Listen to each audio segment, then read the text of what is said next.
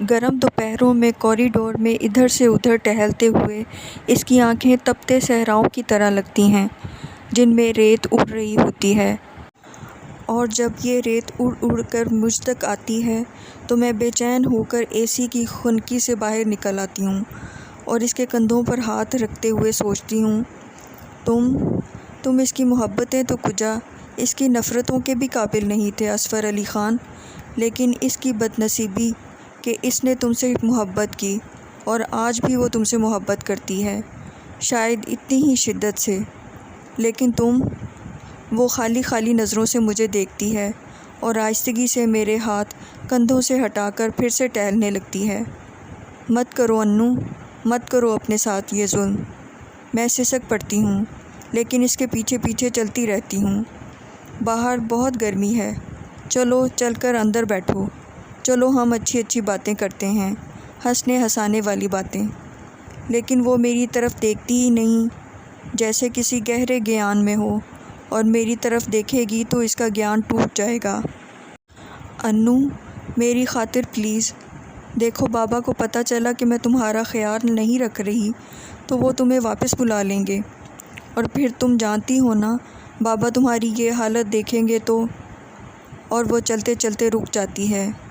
اسی بے دھیانی میں بھی اسے دھیان رہتا ہے کہ وہ اپنی ذات سے کسی کو تکلیف نہ پہنچائے، خاص کر بابا کو، اور خاموشی سے سر جھکائے میرے ساتھ اندر چلی آتی ہے، اور پھر میں اسے ہنسانے کے لیے کتنی ہی دلچسپ باتیں کرتی ہوں، کتنے ہی لطیفے سناتی ہوں، لیکن وہ یوں ہی بیٹھی رہتی ہے، ساکت، گھٹنوں پر ٹھوڑی رکھے، جانے کیا سوچتی ہے وہ، حالانکہ وہ کتنا ہنسا کرتی تھی چھوٹی چھوٹی باتوں پر۔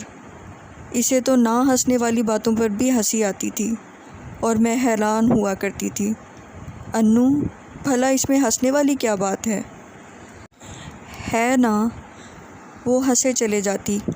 اور تمہیں یاد ہے اصفر علی خان، جب ایک نمائش میں سیڑھیاں اترتے ہوئے وہ اپنے سامنے والے موٹے شخص کو دیکھ کر بے تحاشا ہنس رہی تھی، اور تم نے کہا تھا، انوشے جانتی ہو انم اتنا کیوں ہنستی ہے؟ کیوں بھلا؟ میں نے پوچھا تھا۔ اس لیے کہ اسے پتہ ہے کہ یہ ہنستے ہوئے بہت خوبصورت لگتی ہے، بے حد خوبصورت۔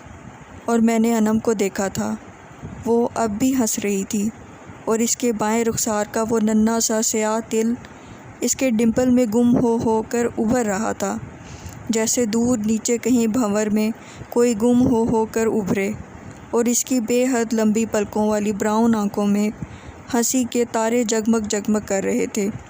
وہ واقعی ہنستے ہوئے بے تحاشا خوبصورت لگتی تھی۔ دراصل ویسے تو یہ ایویں سی لگتی ہے نا، تمہاری آنکھوں میں شرارت تھی۔ اب تو مجبوری ہے، جیسی بھی ہوں، ایویں یا شیویں، اس نے بے حد آہستگی سے کہا تھا، لیکن میں نے سن لیا تھا، اور اس وقت تم دونوں نے جس طرح ایک دوسرے کی طرف دیکھا تھا میں چونک پڑی تھی، اور مجھ پر پہلی بار یہ انکشاف ہوا تھا کہ تم دونوں۔ لیکن جب میں نے اس سے پوچھا تھا، انو کیا تم اور اصفر؟ ارے نہیں، وہ ہنس دی تھی، اور مجھے اس کی بات پر یقین آ گیا تھا۔ یہ تو بہت بعد میں مجھے پتہ چلا کہ تم نے اسے منع کیا تھا کہ وہ کسی سے بھی تمہارے اور اپنے متعلق ذکر نہ کرے، حتیٰ کہ مجھ سے بھی نہیں، میں جو اس کی چچا زاد بہن ہی نہیں تھی بلکہ گہری دوست بھی تھی، اور ہم بچپن سے اکٹھے ایک ہی گھر میں رہتے آ رہے تھے، اور اس نے کبھی زندگی میں کوئی بات مجھ سے چھپائی نہیں تھی، لیکن اتنی بڑی بات کا اس نے مجھ سے ذکر تک نہیں کیا تھا۔ ہاں، اس کی براؤن آنکھیں ہنستے ہوئے اور بھی دلکش لگنے لگی تھیں، اور اس کی گندمی رنگت میں بھی بلا کی ملاحت پیدا ہو گئی تھی۔ وہ پہلے سے کہیں زیادہ ہنسنے لگی تھی، لیکن اب تو اسے کسی بات پہ ہنسی نہیں آتی، اس کی دلکش آنکھوں میں ہر وقت ریت اڑتی رہتی ہے۔ ہنسی کے سارے جگمگ جگمگ کرتے تارے مر گئے ہیں، اور چھوٹے چھوٹے خم کھائے ہوئے گلابی ہونٹ یوں بند رہتے ہیں جیسے کبھی کھلے ہی نہ تھے، اور یہ سب تمہاری وجہ سے ہوا ہے اصفر علی خان، اور اس میں کہیں شاید کچھ تھوڑا قصور میرا بھی ہے کہ اس سے تمہیں میں نے ہی تو متعارف کرایا تھا اصفر علی خان۔ کاش اس روز میں اسے اپنے ساتھ آنے پہ مجبور نہ کرتی، لیکن مجھے کیا پتہ تھا کہ ایسا ہوگا، اور وہ تو میرے ساتھ جانے کو قطعی تیار نہیں تھی۔ چھوڑو یار، کیا بوریت ہے۔ اب گھنٹہ 2 گھنٹے احمقوں کی طرح بیٹھ کر مغرور اور خود پسند شاعروں کا کلام سننا انتہائی نامعقول تفریح ہے۔ تمہیں نہیں پتہ نا انو، وہاں کتنے بڑے بڑے شاعر ہوں گے، اور وہاں راحت آبدی بھی ہوگا۔ اف، کتنا خوبصورت لکھتا ہے وہ، اور پڑھتا کتنا خوبصورت ہے۔ تو بھئی کیا مصیبت ہے وہاں جا کر اسے سننے کی؟ راحت کی نئی کتاب میں تمہیں اس برتھ ڈے پہ گفٹ کر دوں گی، آرام اور سکون سے بیٹھ کر پڑھنا۔ اس نے دریا دلی کا مظاہرہ کیا۔ نہیں چاہیے مجھے تمہارا گفٹ، ناصر بھائی یہاں ہوتے نا تو مجھے کوئی ضرورت نہیں تھی تمہاری منت کرنے کی۔ میں روٹھ کر اس کے کمرے سے چلی آئی تھی۔ انم میرے تایا کی بیٹی تھی، اکلوتی بیٹی۔ تایا نے بیوی کی وفات کے بعد دوسری شادی نہیں کی تھی۔ ہم سب ایک ہی گھر میں رہتے تھے، اور انم ہم سب کی لاڈلی تھی۔ مجھ سے سال بھر چھوٹی ہوگی، اور ہم دونوں میں بے حد پیار تھا۔ ابا، اماں اور ناصر بھی اسے بے حد چاہتے تھے۔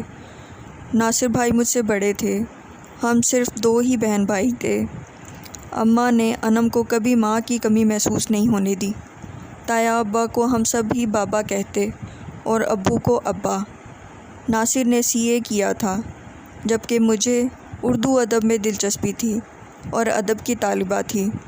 مجھے شعر و شاعری سے جنون کی حد تک لگاؤ تھا، اور خود بھی ٹوٹے پھوٹے شعر کہنے کی کوشش کیا کرتی تھی، اور یوں ہی ٹوٹے پھوٹے شعر کہتے کہتے میں نے اچھا خاصا لکھنا شروع کر دیا تھا، اور یونیورسٹی کے مشاعروں میں حصہ لیا کرتی تھی، جبکہ انم فائن آرٹس کی طالبہ تھی۔ اسے شعر و شاعری سے قطعی دلچسپی نہیں تھی۔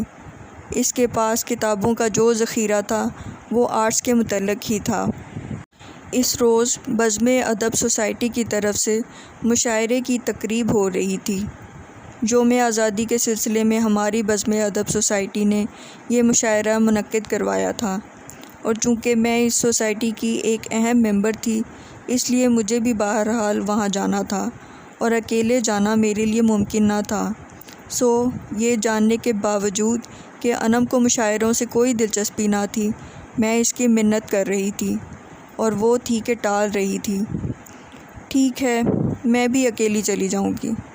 میں انم سے سخت خفا تھی، اور جلدی جلدی تیار ہو رہی تھی کہ وہ آ گئی، کندھے پر بیگ لٹکائے۔ چلو مرو، کوئی ضرورت نہیں مجھ پہ احسان کرنے کی، میں اکیلی بھی جا سکتی ہوں۔ یوں بھی تو روز یونیورسٹی اکیلی ہی جاتی ہوں۔ وہ تو میں تمہارے خیال سے کہہ رہی تھی کہ گھر میں بیٹھی بور ہو رہی ہوگی۔ تمہیں پتہ ہے میں بور نہیں ہوتی، میرے رنگ اور میرے برش مجھ سے باتیں کرتے ہیں۔ رنگوں اور برش سے کھیلنا کوئی زیادہ اچھا کھیل نہیں ہے۔ میں نے اسے چھیڑا۔ مجھے پتہ تھا کہ اسے رنگوں سے بے حد محبت ہے۔ یہ کھیل نہیں ہے انوشا بی بی، بڑا سنجیدہ کام ہے۔ وہ بے حد خوش مزاج تھی، ہر وقت ہنستی رہتی تھی۔ کوئی نہ کوئی شرارت اس کے ذہن میں ہمیشہ ہوتی تھی، اور حقیقت یہ تھی کہ اس کے دم سے ہی گھر میں رونق تھی۔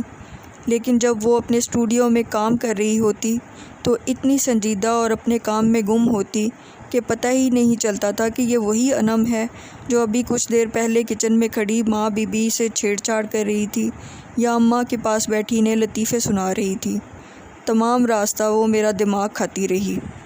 سنو انوشے، یہ شاعر حضرات سے اتنی دلچسپی اچھی نہیں ہے، یہ بس یوں ہی سے ہوتے ہیں، ایویں سے ہر وقت چوٹ کھانے بلکہ لگانے کے لیے تیار رہتے ہیں، اور دل ہتھیلی پہ لیے پھرتے ہیں۔ جہاں کوئی حسین ماں جبیں نظر آ گئی، وہیں ایک عدد غزل کے ساتھ اپنا دل ہتھیلی پہ رکھ کے تحفے میں پیش کر دیا۔ اور تم ہو بھی خوبصورت زہرا جبیں، وہ کیا کہتے ہیں، چاند چہرہ، ستارہ آنکھیں، گلاب ہونٹ، وغیرہ وغیرہ۔ اچھا فضول نہ بکو، میں جھینپ گئی۔ سب ایسے نہیں ہوتے، بہت سنجیدہ لوگ بھی ہوتے ہیں۔ بائی دا وے، یہ راحت آبدی کیسا بندہ ہے؟ یقیناً دل پھینک ہوگا۔ ایسے ہی فضول نہ بکو، میں راحت آبدی کی زبردست فین تھی۔ کسی کے متعلق پوری طرح جانے بغیر کچھ نہیں کہنا چاہیے۔ اب دیکھو نا، جو بندہ ہر مہینے 2 کتابیں مارکیٹ میں لے آتا ہے، تو بلا وجہ تو نہیں ہوتا نا یہ سب کچھ، آخر کچھ واردات تو گزرتی ہوگی اس کے دل پر جسے رقم کرتا ہوگا، اور تم لڑکیاں خام خواہ پاگل ہوتی رہتی ہو، جبکہ نہ جانے کس کے ہجر و فراق میں وہ شعر کہے ہوں گے اس نے۔